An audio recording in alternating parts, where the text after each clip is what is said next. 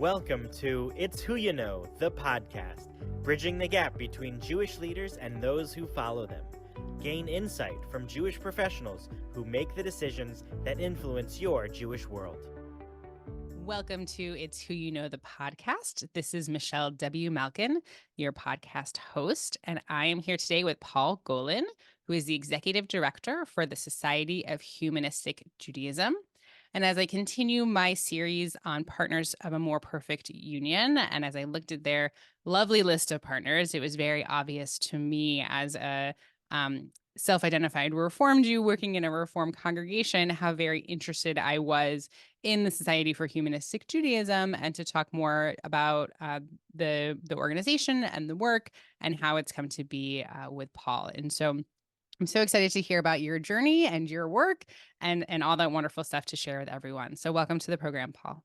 Thanks so much for having me. Awesome. So we'll begin as we always do, which part of me is like, do people get annoyed that I say that? I'm not sure. Let me know. But we will begin as we always do with your story and how you got into this position, and what that looked like for you.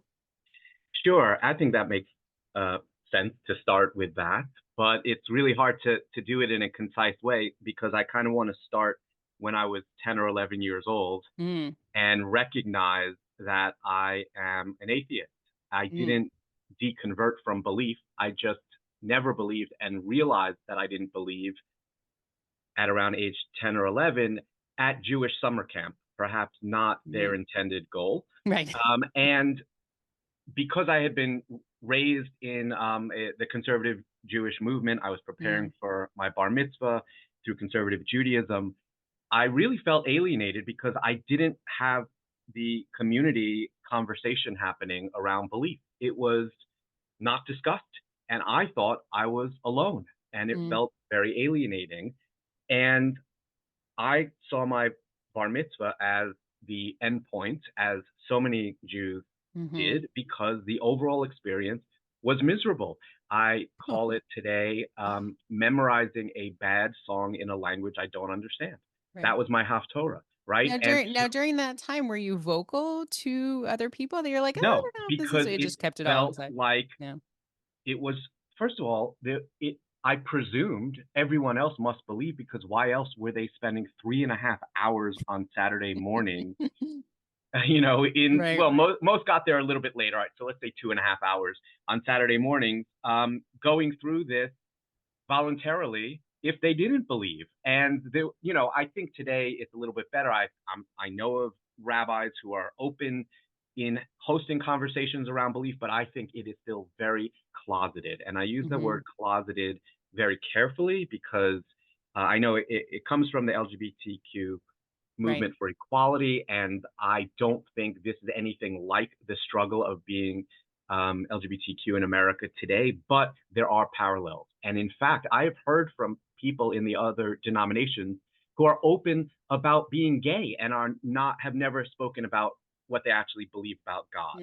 So, I in my work want to advocate to open up that conversation and to allow space for people to be honest about what they do and don't believe around Judaism. So when I was going through the process, I finally did feel I had to say something. And I remember this moment of, I'm going to drop a bombshell on my mom. And I said, I don't believe in God, and I'm not having a bar mitzvah. And she said, well, I don't either, and you're having a bar mitzvah. And the thing is that Good mom.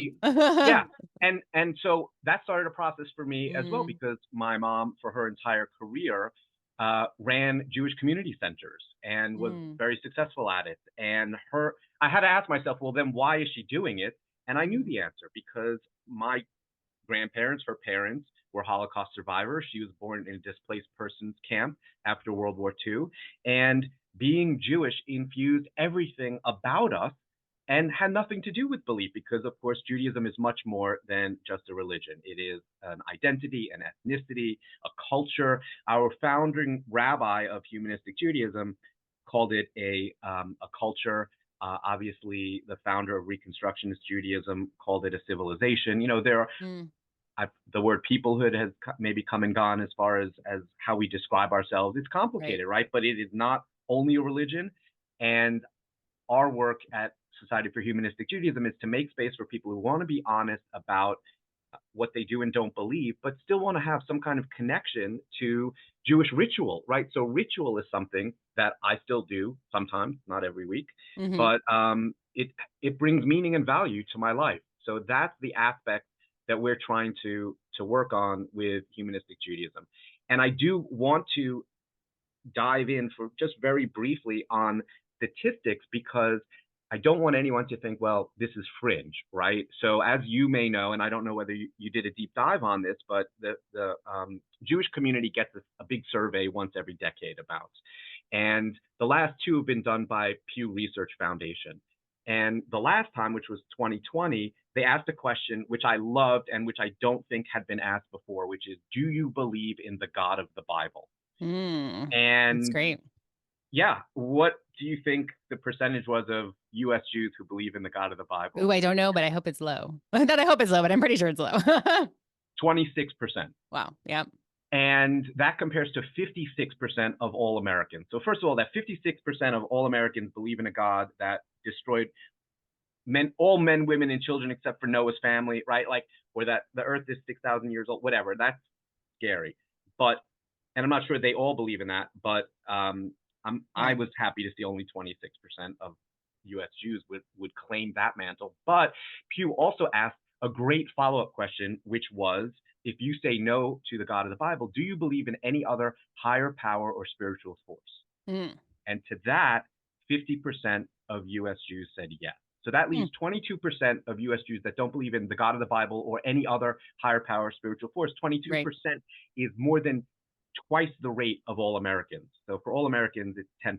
And Pew doesn't call them atheists, but that's what they are. So I just call it atheists, right? Yeah. So 22%, almost a quarter of all U.S. Jews are atheists. And then that middle 50%, Pew did not ask a follow-up question to, and I wish they had, and if they're listening, I would encourage them to next time, which is, does this higher power or spiritual force intervene in human affairs, right? And I bet another half would say no. So for them, God is a metaphor, right? I've heard from my friends who run Reconstructing Judaism that often for them, God is a metaphor for all that's good in the universe, or however you want to define it, or it's like the Force from Star Wars, right? It unites all of us. Yeah, I will say I've had some very creepy horoscope readings recently that have aligned, unfortunately, with my life in some ways that I'm like, what is happening? Oh, no. Well, still have free will. Okay, good. Well, so if you combine the half of that half and with the 22%, I really feel strongly that we're looking at almost half, if not more than half, of U.S. Jews who don't believe in a God that intervenes in human affairs. So for me, that means atheist agnostic.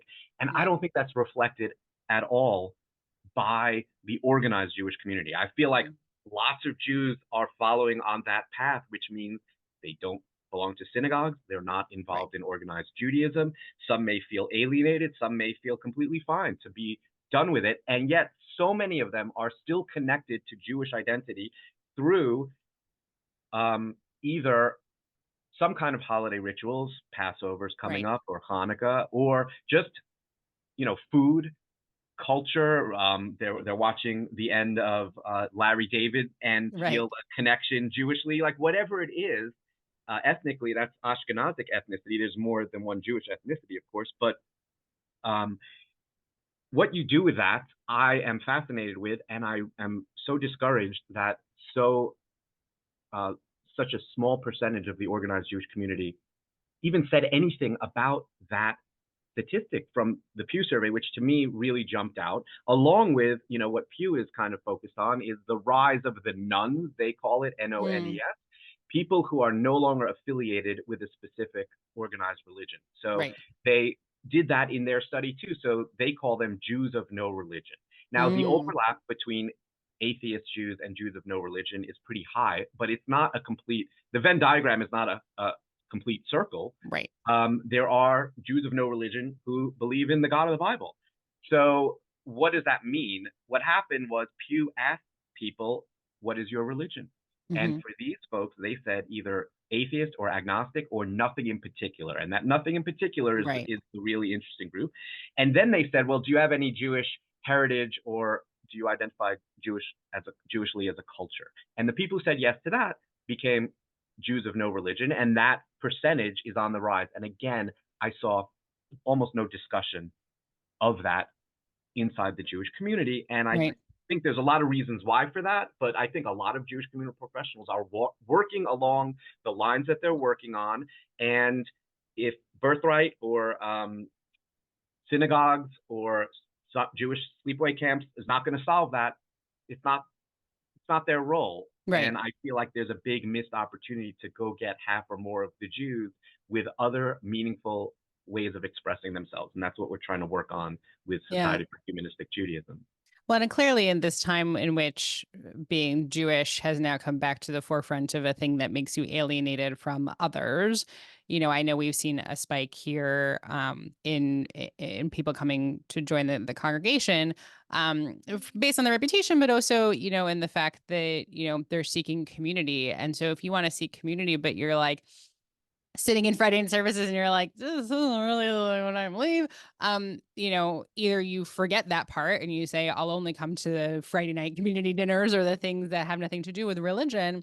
Or you turn to something that's different, that actually says, as much as the idea of God is wonderful, like there's other things we should really be focused on in how we live our lives together. So clearly, they hired the right person to be their executive director. But let me pull you back a little bit. And, I see from your bio, you've written a couple of books, which is awesome. You come from an interfaith, multiracial household. I don't know if it was interfaith, but multiracial. And how did you get into this particular position? Like I said, just reading from your bio, you were the associate executive director of Big Tent Judaism, which again seems to align with your personal passion. How did you did you fall into Society for Humanistic Judaism already? Did you find them? Did they find you? How did that shit happen?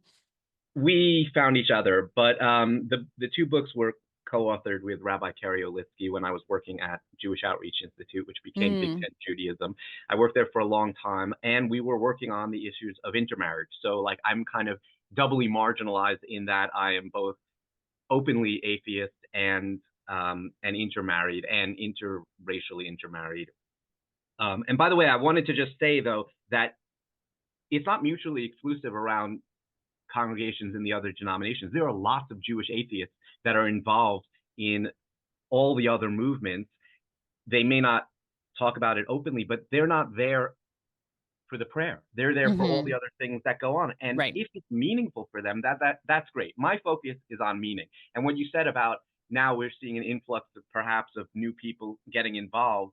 And I don't think I think that's fine if it provides meaning for them. If we're celebrating that fact because we realize, oh, everyone hates us and they want to kill us, and now we have to like huddle together. Right. That's like not at all how I want us to be growing as a community. Right. I really want it to be on meaning. So I had an initial career working in TV and multimedia. There was a initial Silicon Alley bubble that burst, and I just needed a job. And because I had Jewish Community Center volunteer work on my resume, they actually put me at Michael Steinhardt's foundation. So I got to work with Rabbi Yitz Greenberg, which was a really fascinating learning experience. And through that, I learned of the Jewish Outreach Institute, which had been founded by a sociologist named Egon Meyer, who was unique in Jewish sociology in that he did not come at intermarriage with a negative agenda. In other words, he didn't want to see it necessarily end. He felt one of the quotes he said was, it's like arguing against the weather. It's happening, it's going to happen. The factors that cause it are beyond our control. So how can we address it positively? And his answer was Jewish Outreach Institute to help the Jewish community across denominations provide more positive answers. Of course, the Reform movement had already been on this for several years at that point, with the acceptance of patrilineal descent and so on. So there was some movement, but this was really like a think tank. And one of the things we ended up doing as we moved into programming was to emulate the outreach methodology of Chabad, which is very outgoing and inclusive on the surface, but to do it in a way that doesn't necessarily promote one religious ideology over another, but to recognize, oh, there is actually a methodology to how to do this. So I did that work. I felt really passionate about it because it spoke to me directly. And again, I knew when I was a kid, the sermons that were coming at me almost every week at that synagogue were marry Jewish, don't Right. intermarry. This was the Mm. early 80s. The community was in a panic about it. Right. And I knew inherently, I don't even think I knew the word hypocritical before I knew that this was hypocritical, because Right. here I was, first of all, somehow I had gotten these liberal values to judge everyone as an individual Mhm. and not by their race or creed, right? And yet, when it comes to marriage, though, that's when, the record scratching noise happens. It's like, just marry Jewish. I Right. heard that from my parents. I heard it from my rabbi. And I knew it wasn't true because, first of all, I'm a product of divorce. So both my parents were Jewish. Right. It didn't work for Sometimes it them. doesn't matter. So just Yeah. the idea that, oh, if two Jews marry, then everything is great was Right. already burst for me. But secondly, I went to public school. I knew plenty of good people from all backgrounds, and I knew Right. some not nice people from Jewish backgrounds. Right. And, it reinforced the idea that everybody is an individual. And to continue to hear the railing against intermarriage was really off-putting. The And threat, again, right? we've It's turned so, threatening the yeah, future of Judaism, right? Yeah. and it's still out there. It's Right. still being said. But luckily, I really feel like the tide has turned to some degree. I Yeah. presume at the synagogue you're in right now, you don't hear those kind of sermons from the pulpit, Correct. which is really good. I still think there are lots of barriers to break. And one of the things I'm really most proud about at the Society for Humanistic Judaism is, because we approach it as a culture, not only is intermarriage not a threat, but we celebrate it, because the more culture you do, the better. There's no conflict. And I Right. use myself as an example. My family is what I call Jupanese. I administer the Jupanese Facebook page I on love that. Facebook. So if anyone There's listening a few has people I might folks, want to, want to tell yeah, about who are, that. and I can promise you that there are more Jewish Japanese couples in the world today than at any time in human history. Hmm. Still very few, but more Mhm. than ever. And I think that there is a great advantage for my kids having two amazing traditions to draw from, because Right. both my wife and I are secular. And so there's no conflict in religion. We don't argue about whether our kids are going to be Shinto or Jewish by religion. They are learning Japanese as a language. They are in Jewish Sunday school to understand who they are as Jews through their Mhm. identity. And I understand that lots of people see that as diluting some kind of Jewish purity. And I just feel like Like I know the notions of, sound doesn't come through my face, but right, no, this uh, notions of purity, I feel, have been just right. devastating throughout human history. There's no such thing. Yeah. I think I don't think you lose your culture by embracing aspects of other culture if you are aware of what you're doing, and if you're not appropriating. Right, to me, appropriation is when someone's getting hurt by your taking on their culture. I'm Right. confident that we're doing this in a thoughtful, mindful way. But now, first of all, there's a whole family of people in Japan who now know some Jews, which was not the case beforehand, right? So it kind of Right. demystifies who the Jews are, because there's some Which I love. I am stereotypes always floating around. very, yeah, Yeah, I'm always very like supportive of like know other people, because when you don't know other people and people don't know Jews and there's no positive association one way or another, that's when hate comes in. And that's when, totally. when you don't interact with the rest of the world in a positive way, then yeah, Yeah. you stick to your own. And that's what people are going to assume about your group of people. And And so much of the that's negative unhealthy. narrative around intermarriage is that there'll be conflict, and when there is conflict, that gets publicized. Right. But overwhelmingly, the people who are marrying each other are either one or both secular partners when they intermarry. And so if one is secular and the other feels strongly about their religion, usually that's the religion that they go with. If Right. both are secular, they get to choose what they do and don't do. Everyone gets to choose what they do and don't do. So for me, it is just not a threat. And again, I won't dive into the Pew numbers on that, but we've had growth in the Jewish community because more people in America identify as Jewish today, thanks to intermarriage, right? They Right. only have one Jewish parent, but they are Jewish themselves. That's a replacement number, which was, not going to happen if Jews only marry Jews and continue to have a low birth rate. So Right. the knock is, well, what kind of Jews are they? I don't get into that. And again, coming back to Society for Humanistic Judaism, our definition of who's a Jew basically boils down to, if you say you're Jewish, you're Jewish. There you We go. are not going to check your papers. Right. And I think that opens the door for a lot of people, and that's something I'm really excited to be able to do.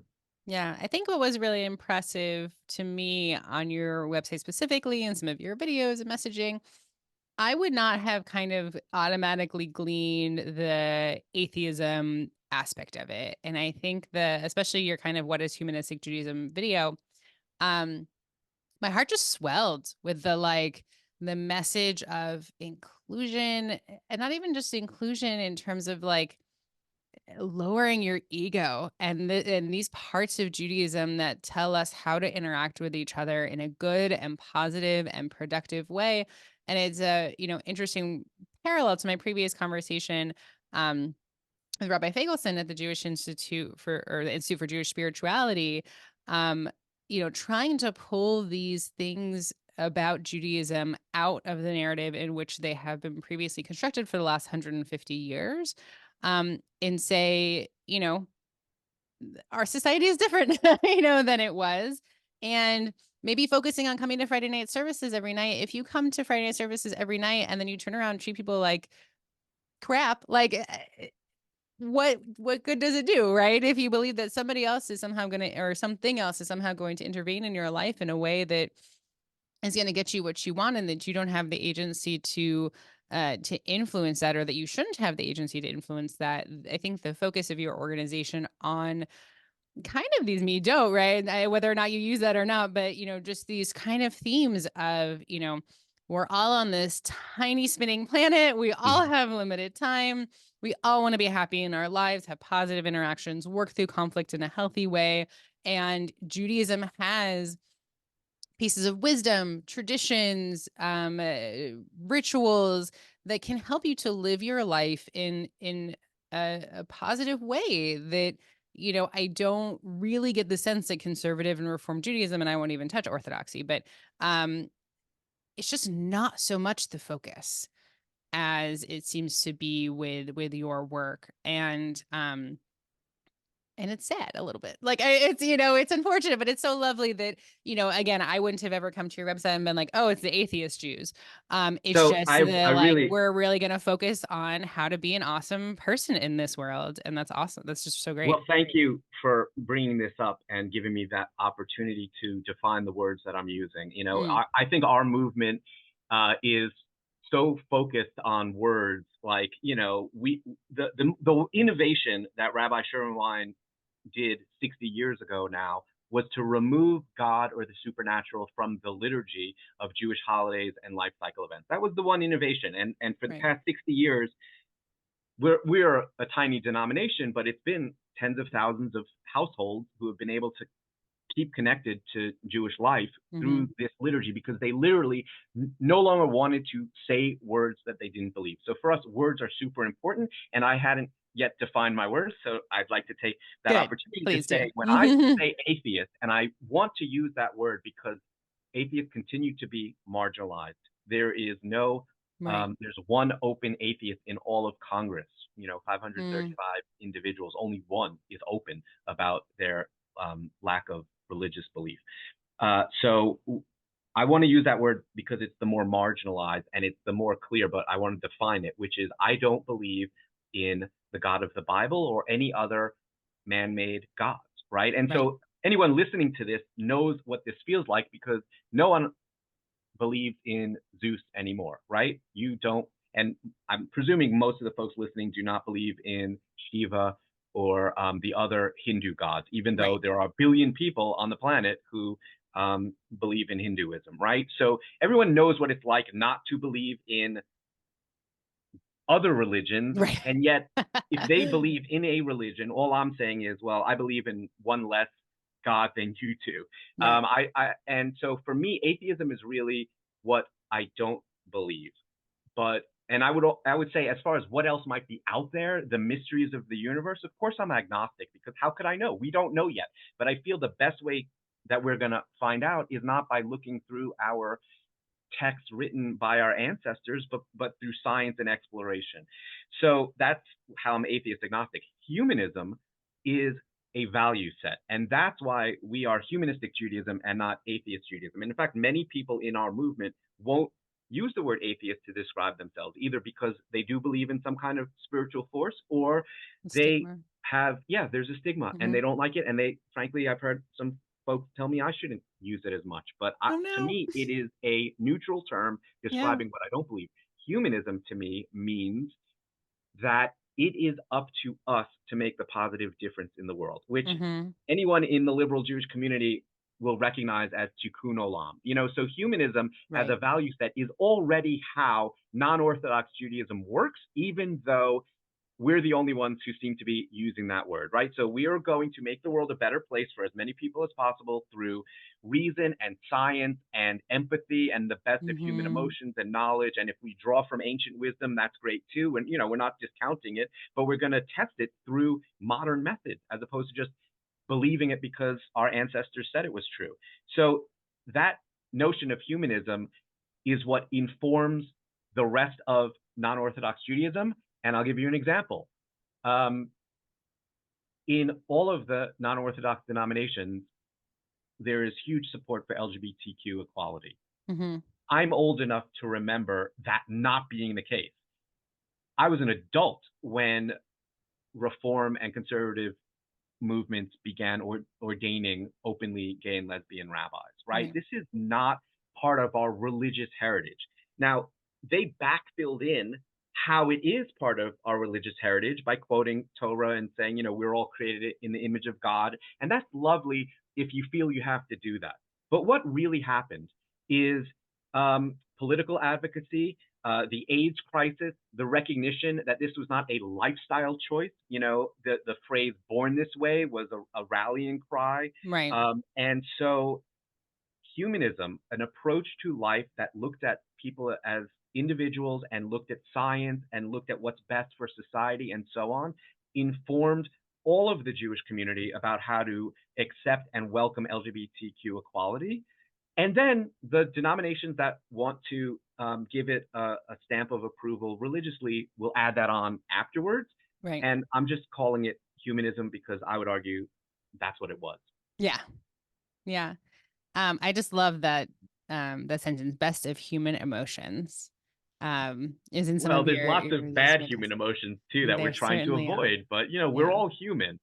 So, this is an opportunity to like really acknowledge it. And I think that if folks attend services at a humanistic congregation, and we do, we were built on the same congregational denominational model because our founding rabbi was ordained as a Reform rabbi in the 50s, and in the 60s, 70s, 80s, into the 90s, this organizing model was working well. It's working a lot less well today than it had Right. been, but we organized along congregational models. We come together for Shabbat services and high Hmm. holidays and so on. I didn't go, like I said, my bar mitzvah was graduation from Jewish liturgy, traditional Jewish liturgy. I didn't go to the high holidays for 25 years. And then Hmm. when I got this job, I felt like it would be poor form for me not to. And I went to my first humanistic high holidays, having already become executive director of the Society for Humanistic Judaism. But it was lovely. It was like a weight lifted because there was nothing I was saying that I had to think around, right? When Right. I had been going as a kid, I had to make the word God mean something else to me Mm. than what was written. I had to, um, convince myself that what I'm doing here is meditative, or it's like all of these other things were Right. happening. And in humanistic services, you are simply reading something that you agree with and believe in, and Hmm. there's no like In a extra language you layers. understand. Yeah, yeah. There are a few songs in Hebrew, but for the most Yeah. part, it's all in English. And look, again, I'm not against learning Hebrew by any means. Right. And if it provides meaning for you, do it. But the notion that in order to be a good Jew, you must be able to pray in a certain way or speak in a certain way or so on is something I totally reject. Yeah. Yeah. When you talk about high holidays, I probably until maybe a year or two ago that I actually really kind of knew what the high holidays was, and like to hear from somebody that it's like Yom Kippur is practicing your death and these concepts that I was like, how did I miss that my whole life? Yeah. And I understand, I heard the being sealed in the book and I got, but really it's saying Hebrew prayers that, I can read in English, the transliteration, and maybe that makes sense. But, I'd missed that my entire life about what the purpose was really here of this particular holiday that I really could have been gleaning probably a lot more meaning from if I understood what was going on a lot earlier. So what else are some differences, right? We're coming up on Passover, and part of me is like, the thing I like least about Passover is Elijah. I hate opening that door. I think it's so stupid. And I'm like, really? We really think one day we're going to open this door and like a spirit is going to fly in. And right, I'm sure everybody has the same story I have, in which we open the door one day and a mosquito flies in and we're like, it's Elijah. It's so, and I'm sorry to say stupid, but like it's a ritual that I'm just like, this is, why are we doing this? And yet we do it. It's in the Haggadah. We do it every year. I'm sure once my, older generation passes and my husband and I have more agency upon what, a Passover Seder looks like, we can make those changes. But even in the fact that there's no, historical evidence that this story that we have reverence over even happened, and that it's really just the history of the fact that we've retold a story that is just a story. So I'm just curious, in what ways, is sort of the, God removed, or I'm sure, we could probably go through every holiday. We don't have to go through every holiday, but, we're thinking about Passover, obviously Shabbat. There's a lot of ways in which, other than Purim, in which we have an actual person and her agency to do something, right? It is a central part of a lot of the stories. And so what does it look like in your perspective, to practice humanistic Judaism? What looks different than what people might have experienced? Well, certainly we do have a number of different humanistic Haggadot that people can choose from and use. And I think it's a great example of how we've repurposed all of the Jewish holidays, which is to ask ourselves what is still meaningful and relevant here. And Mm-hmm. the example that you started with on Yom Kippur is the perfect example, because what is happening on Yom Kippur,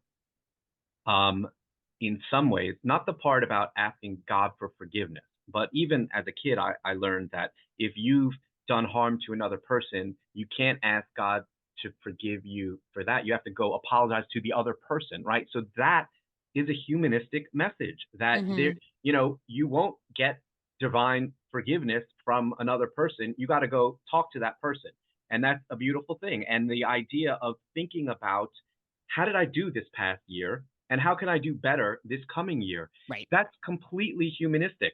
So to dedicate a day, Because or I will be dead one day. Right. yeah, well, That'll get me out certainly. of there, And right? look, we But didn't. that it's not up to some God to say That's when that's going to happen. Like but that that's it's stoicism. I your mean, we agency. didn't Right. invent that. That has Right. existed, right? And so Judaism puts its own spin on it, but absolutely, and I think, to its credit, even religious Judaism seems to have no clue as to an afterlife. I think there's like 5 different stories, right? When our fellow Americans ask us what we believe, so many Jews have just incorporated the general American view of heaven, where we fly around with wings and harps and stuff. But there's a couple of different stories, I think, in Judaism, and I believe there's even one rabbi in the Talmud who says that we are meals for worms, right? Like acknowledging when you're Yeah, dead, you're dead. my 5-year-old said that.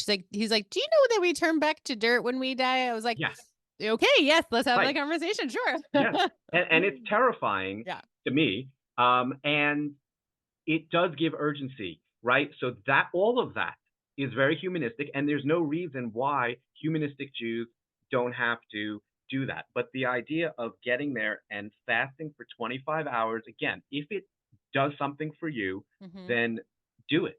But if it doesn't, why would you do it when you can find other ways to make meaning on that day? So this first high holiday I went to, in New York City, Rabbi Peter Schweitzer, who of blessed memory because he recently passed away, Mm. unfortunately, was the Rabbi Emeritus of the city congregation. And first of all, the services are about 2 hours.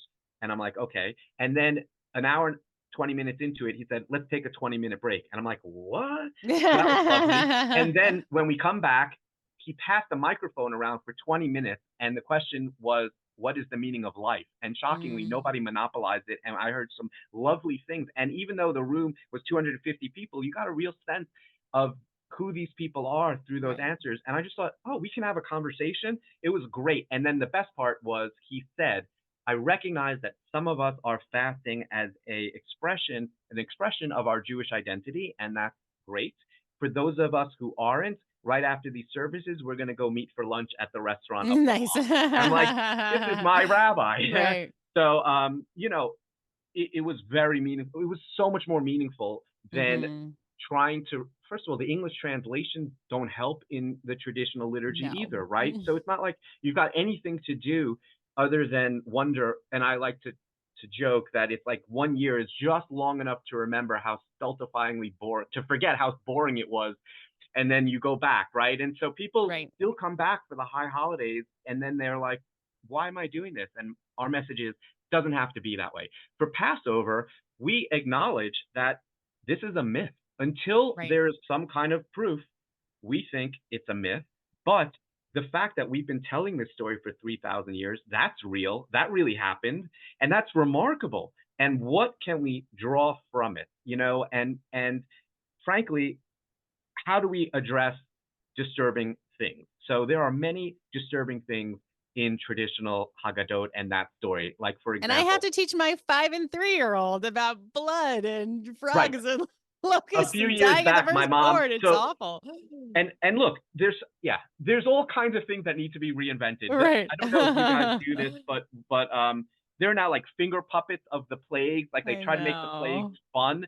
And so when my kids were even smaller, I remember that my mom removed the death of the firstborn son finger puppet. It was a little guy with like X's on his Oh eyes.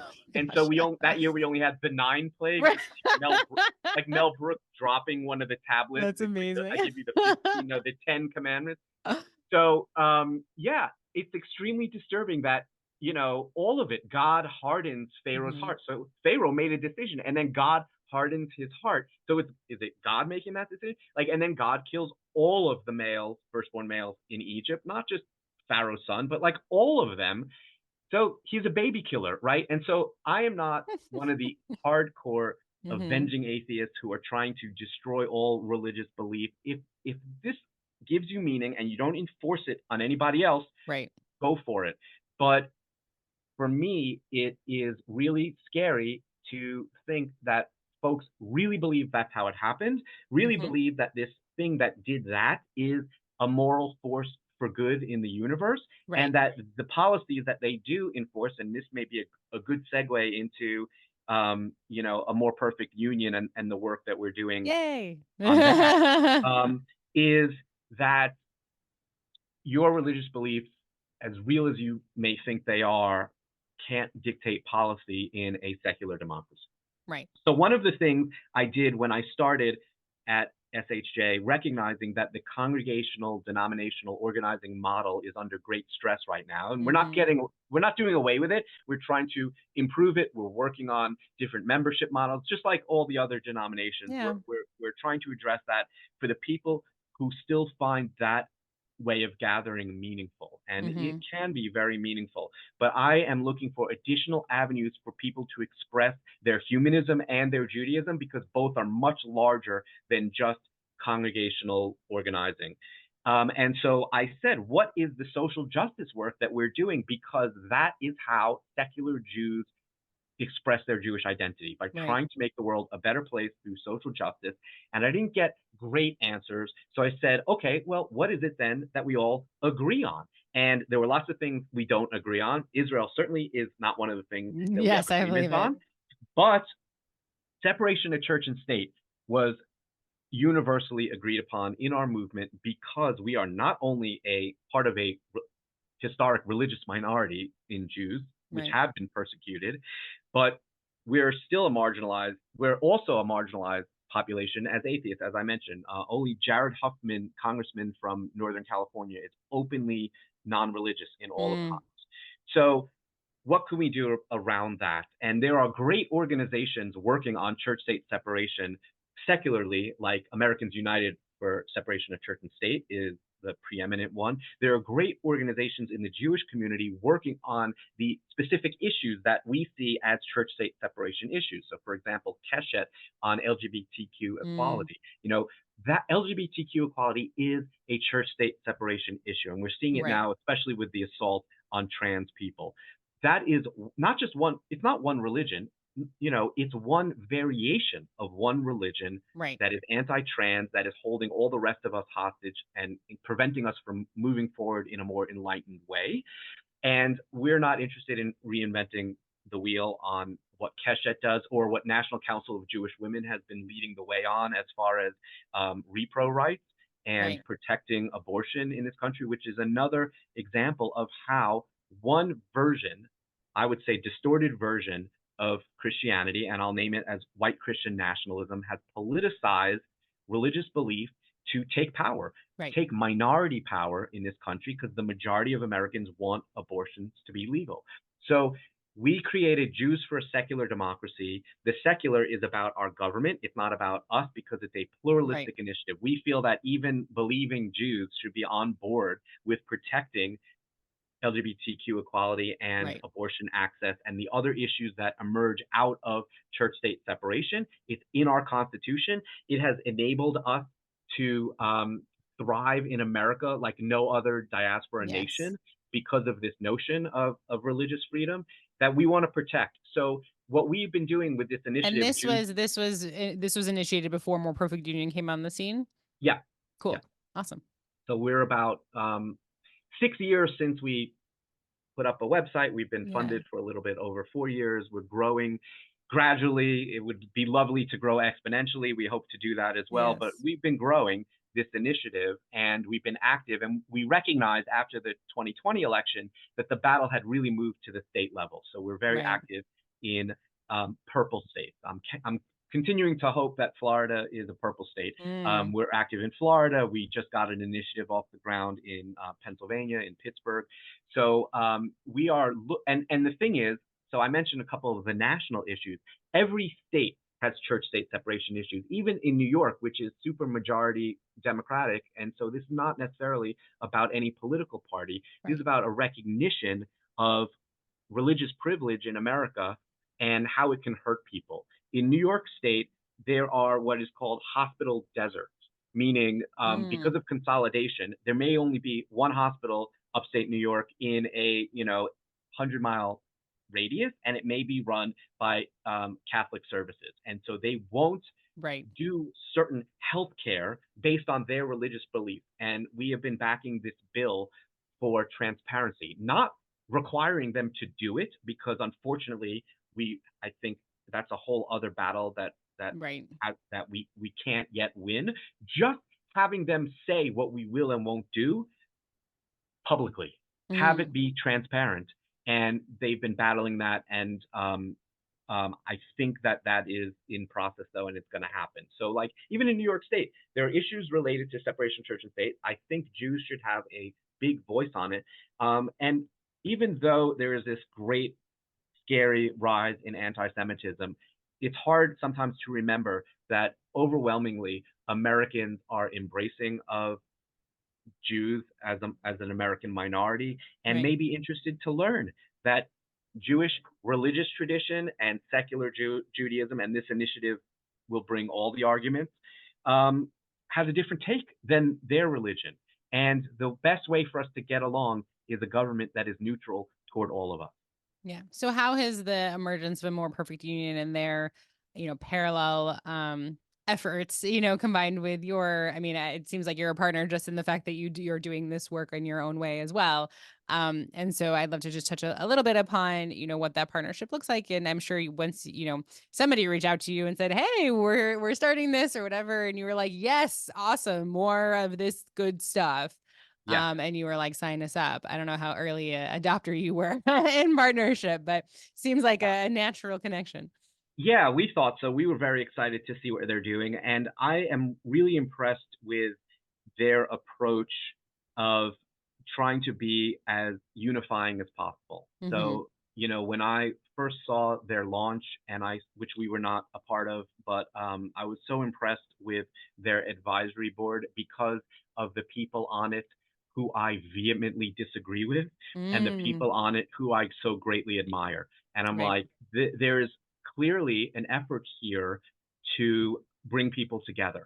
And to be perfectly honest, um, that is not the overriding goal of Jews for a Secular Democracy. We are Right. advocating and educating around a position based on our values. We will say abortion should be legal, LGBTQ equality must exist, those kind of things. This initiative seems to me about finding commonality that we can all agree on, like everyone should be able to vote, right? Right. So they're almost taking a step back to say we can't even have democracy without these basics Right. beforehand. And so we're totally on board with that. And I think it's brilliant because, and I don't know, maybe I shouldn't say this, but it's sad that voting rights is now almost a partisan issue, and it Right. is very disappointing. But the only reason it's a partisan issue is because of a rise in authoritarianism. Mm-hmm. And again, I don't think I'm not speaking on behalf of a more perfect union in any way, but why I'm involved in this work in general is because the rise in authoritarianism is almost always bad for the Jews, and it's happening. It can be clearly tracked, and Right. one of the ways that they will seek power is to limit who gets a say in Mm-hmm. our elections. So having free, fair, open elections is essential. We've seen so much denial of election results, which are completely untrue. Right. And so so that's why I really admire that they are pulling together voices who disagree on so many of the issues, but can agree that elections are Protecting democracy. are Yeah. yeah, elections happen in this country really well, right? This is not a emerging democracy that needs UN monitors. Hopefully, I Right. fear we may At get least for there, now. but right Right. now our elections are really sturdy, and and it's being attacked. Yeah. So I'm all on board with what they're trying to do, and I recognize we're coming at it as one of those very specific voices, but we're Mm-hmm. joining together with lots of other voices in the Jewish community. I think that brings a real power to statements around protecting elections and allowing all American citizens to vote. Right. Right. And it's certainly unique in terms of what they're doing in that. And I don't really like the word bipartisan, but in a unifying manner, and sort Yeah, of saying like all we're looking to do is protect democracy right. because that's what's really important. And I think, even your maybe a little bit more political stance of just saying we're just trying to protect democracy, right? We're just trying to say the document says separation of church and state. Right. We need to protect that because Yep. that will keep the things that are important to us in place that have allowed us to thrive in this country in a way that we really haven't ever been, and allows us to continue to believe that we will never be exiled from the United States. And the Yep. less we pay attention to that, the more of a reality that might be. And look, religious freedom, we can absolutely debate. But if you don't have the freedom to express your opinion, or if it doesn't matter because a minority, 35% of the country, is going to make the decision anyway, regardless of how most Americans believe, Right. then that's the issue. That's bad. Yeah. The First Amendment says that there should be no official religion of the United States, but it also says the U.S. government should not interfere in the practice of religion. So that is Hmm. the constant debate that has been happening legally since the words were written. And I get it, and I understand that people may disagree with how it's enforced, but I worry that it will be, you know, deleted. And Right. so, what they're doing with a more perfect union is the most basic piece of it, which is keep our democracy strong. And then we can continue to have these debates and make the cases that we want to make in front of the American people. Yeah, that's so great. So coming back to your work and your organization and the Society for Humanistic Judaism, I did want to mention one thing that I liked because, as you've alluded to a few times, whether there's a resurgence now because of the situation in Israel or not, generally congregation life is shrinking in terms of people's affiliation with congregations, the strength of the union and with and for conservative Judaism as well in really being able to support communities and being successful in thriving. And one thing that the reform movement did away with was their regular magazines, which is something that you guys do, which actually reminds me of the Institute for Southern Jewish Life that also does this. And so, my conversation with their CEO was, you know, this identity that doesn't have to be connected to a thing, right? That somebody who's Jewish in the South and lives 80 miles outside of any civilization, can still feel like they are a Southern Jew and receive resources and support and conversations that speak to that in a way that other things don't. And so, I'm curious a little bit more about your sort of future vision for the organization and the work because, something like a magazine in which somebody can receive holiday resources on traditions, receive ideas, and say, I am a humanistic Judaism or Jew, even if I never step foot in a group of people who identify similarly. Like I can identify that way. I can make my life better that way. I can glean things from the organization in a way that I individually identify with without there being this sort of larger thing that I have to pay dues to or feel umbrage to or give to their capital campaign, whatever it happens to be. And obviously there's always value in that. I think we're humans, but someone might get that from their book club or their PTA or other ways that they interact with large groups of people and community, but that they can still hold on to all this yumminess from our tradition in a way that's accessible. So I'd love to hear a little bit about your vision. Like if someone came and was like, here's a $5 million grant, you'd be like, great, I really want to do this thing. And I can only assume that it is, starting to move in a direction of connecting with people individually as opposed to community, but I could be wrong. So I'd love to hear a little bit about that vision. You're not wrong. I would say it's parallel tracks though. So Yeah. on the ground in our in-person communities, and I would make the case, even though this case seems to be harder and harder to make in American society because of the way we've been broken down into like tiny little, not even nuclear families, but just like so individual that we've lost touch with a wider community. And I think COVID also had a devastating effect on that, or an accelerating effect on it.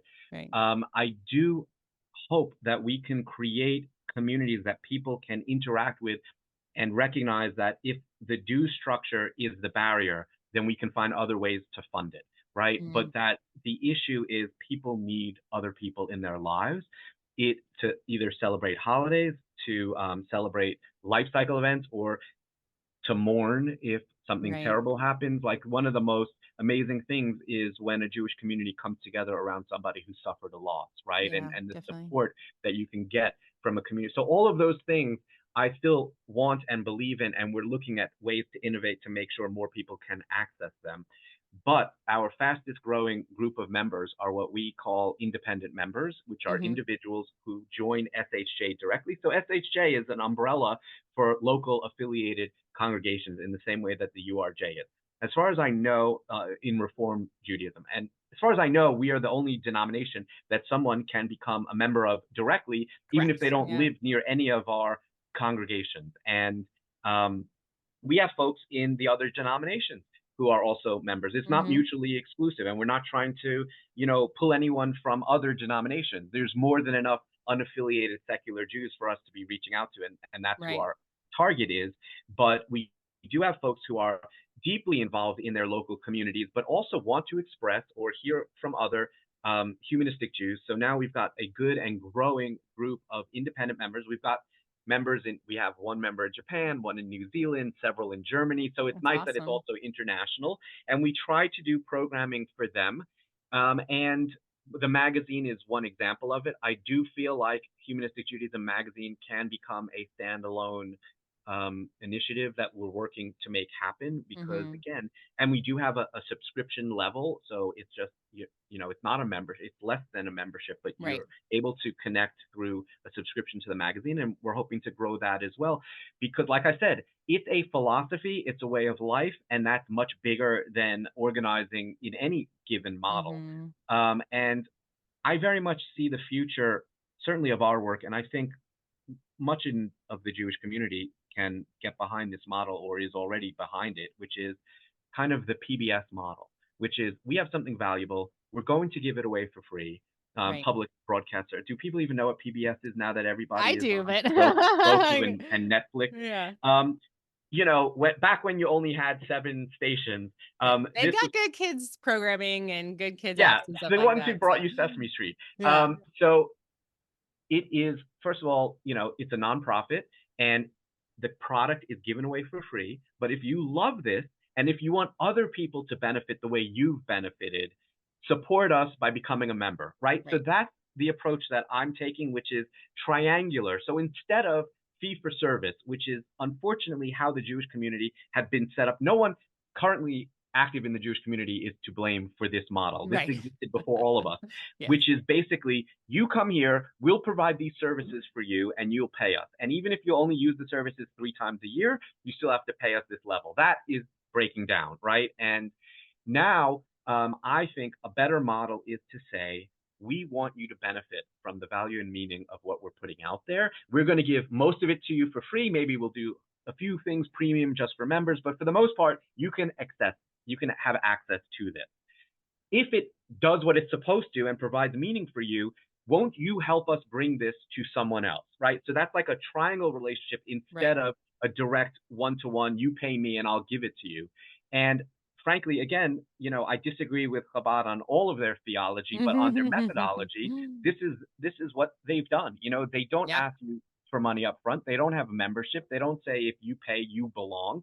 They make you feel like you belong, and then they will say, The will doors you are help us always do this? open. Will you? And they Yeah. get to know you, and they make the ask specific. So all of those things I think are relevant. It's more work. It's harder to do, especially for big organizations. Mhm. But that's the pitch that I've been making to our membership, and it's harder to do in local affiliated communities because it's like that innovator's dilemma of the people who are involved because it works for them, and the people Mhm. who aren't involved are not involved because it doesn't work for them. And you're now asking the people to change what they're doing when it works for them. So Right. that's why I'm talking about parallel tracks.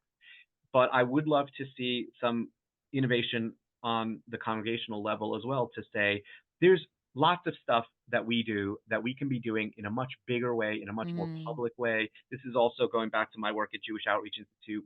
We Right. put out this idea of public space Judaism. How do we get out to where people are rather than expecting them to walk through our doors, knowing that there are all these barriers? Right.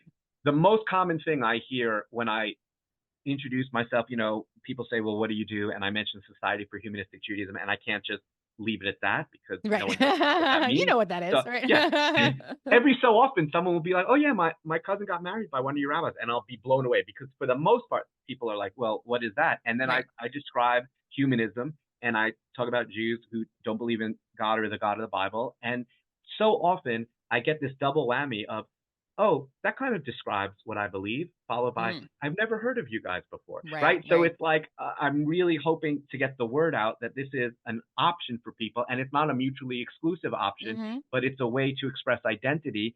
And if you like it, you can support it because it's a nonprofit. All of Right. these organizations, synagogues are nonprofit organizations. If you like what they do, either for yourself or you want it done for other people, that's the model that we're moving toward to finance Mhm. this stuff. But in order for it to work, you actually do have to be providing the meaning and the benefits. And that's, the exciting work. That's the fun stuff we get to do. Yeah. I think and I'm going to show my cards a little bit here. I am on the planning committee for Recharging Reform Judaism, which is an East Coast effort out here to look at Reform Judaism and try to figure out why, for many of us, it's going awry. And one of the things that we often talk about in the planning sessions is just the real lack of definition and value articulation. When somebody says, well, what does it mean to be a Reformed Jew? There really isn't an answer, and there isn't really a stance on various things, and it isn't really well communicated what Reformed Judaism is or what it means to be a Reformed Jew. And that is something you have in spades. And it's really wonderful that if somebody just says, oh, what is that? That what you communicate is highly likely what other people within the movement would communicate about what humanistic Judaism is, and having that very clear understanding of who you what you are promoting for people to absorb. And I don't think other denominations have that so well defined in a way that people are like, oh yeah, like you just said, oh yeah, that totally describes me. And like, wow, I had no idea that, there were other Jews that felt that way, right? I'm going to sign up for your magazine. I'm so excited to get it and read it. And as a sort of Jewish yogi in my sort of conversation with the Institute for Jewish Spirituality as well, um, we don't have enough of this, right? There's not enough of this in my Reformed Jewish practice, that people go looking other places for it, and to say it's actually here, and we will make it accessible for you to access it in a way that's understandable, that isn't completely vague and just resting on the laurels of 150 years of us being around, right? And so so I certainly appreciate that it seems like a forward trajectory of engagement, as opposed to a starting to close our doors and reorganizing every 3 months because everything's just kind of chaotic. So it's a really good thing that you guys have such a good grasp on who you are, what you're doing, what your purpose is. I think is a real hallmark of a successful organization, to be honest.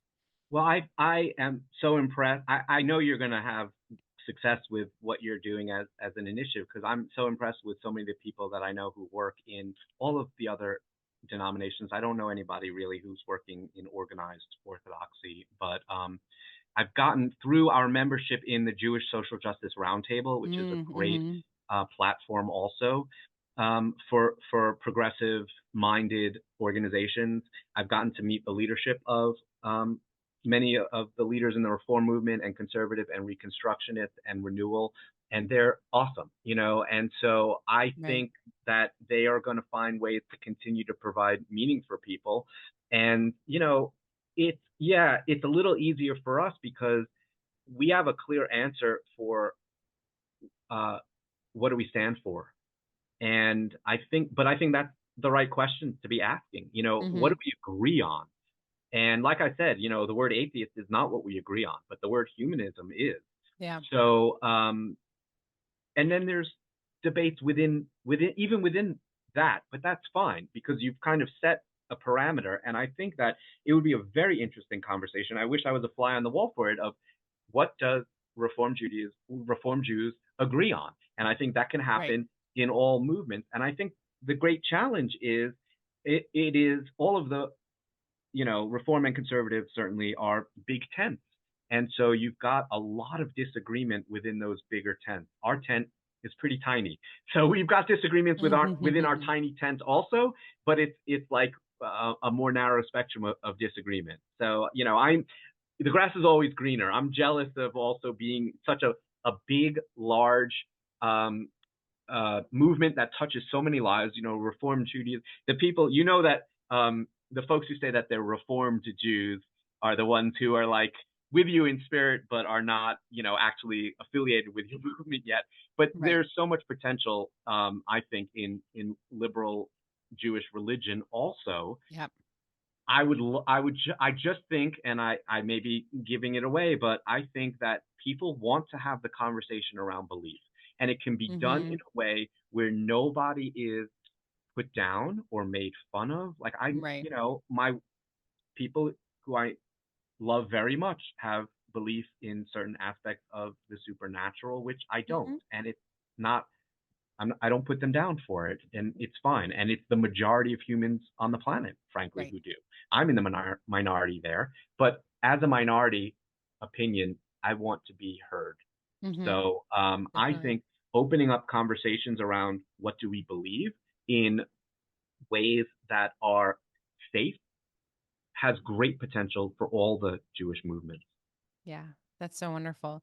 Um, well, is there anything else that you want to touch upon? We've clearly covered lots of ground in our conversation as we wrap up. Anything else you had on your mind? I really appreciate the opportunity to talk about this stuff, and clearly I do love to talk about it. So if people are interested, please be in touch. Our website is shj.org, Society for Humanistic Judaism, and our pluralistic social justice initiative. So again, you can be any denomination or no denomination. You don't have to be Jewish.